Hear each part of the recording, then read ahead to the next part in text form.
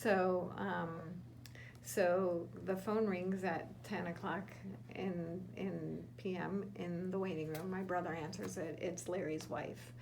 And then, of course, my mom passes away, and I'm a mess. So I call another mutual friend, and I said, can you just call Amanda, tell her what happened?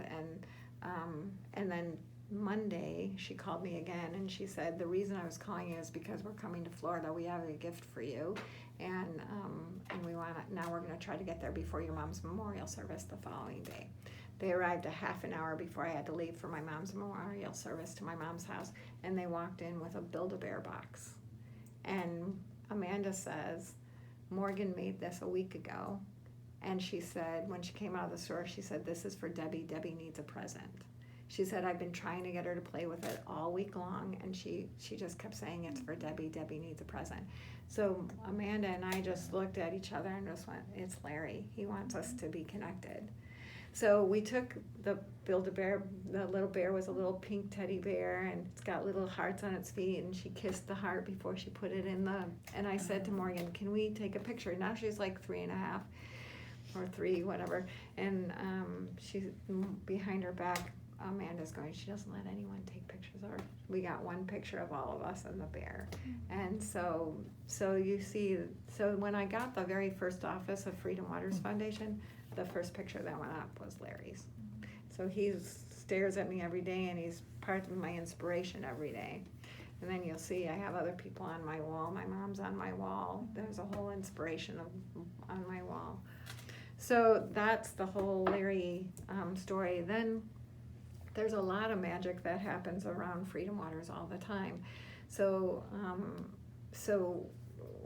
the way this whole thing started in the factual way is that, so I had been working in disabled sailing and living out of a suitcase and got really tired of doing that. And I ended up in Key Biscayne and with a friend of mine who's one of our biggest donors.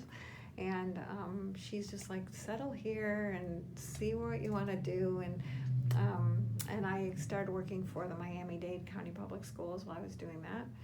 And then when that job went to a full-time job, they gave it to somebody who was multilingual and more connected in the city. So I was out of job again. And so while I was on unemployment, I was taking a few classes at Nova, and John and I kept doing boat outings for kids with cancer. At this time, John had now had his first bout of cancer. He's now a 6-time cancer survivor. He's had it in his brain, in his stomach, in his neck. But at that time, he was just like, I want to take more kids with cancer out on boats. And I was like, all right, you get the boats, I'll get the kids. So we were doing that anyway. And then I ended up working for another organization where I started a lot of these programs, and that's a magical story in itself too.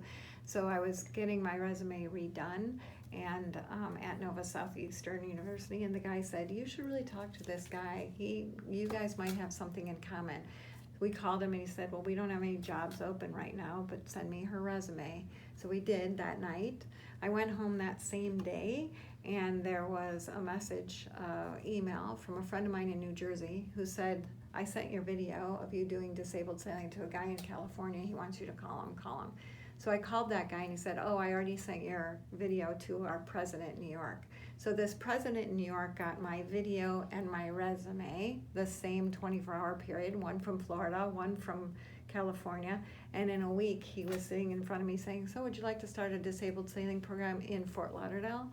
And we'll pay you $42,000. And I literally just bursted out laughing. I was like, really? So that's where I started a lot of these programs. Then they closed their doors in 2005. And then when they closed their doors, John and I kept doing outings for kids with cancer. And then in January of 2006, he called and he's like, so did you decide what you're going to do yet? And I said, no. And he's like, start your own foundation. You need your own foundation. And I was like, all right, I have no idea how to do that. I am scared to death. I have $1,000 in the bank, but all right, I'm going to do it, and you're the co-founder. And that's how we got started. Wow. So that's how Freedom Waters Foundation got started. Wow. That's awesome. You can kill the video now. Okay.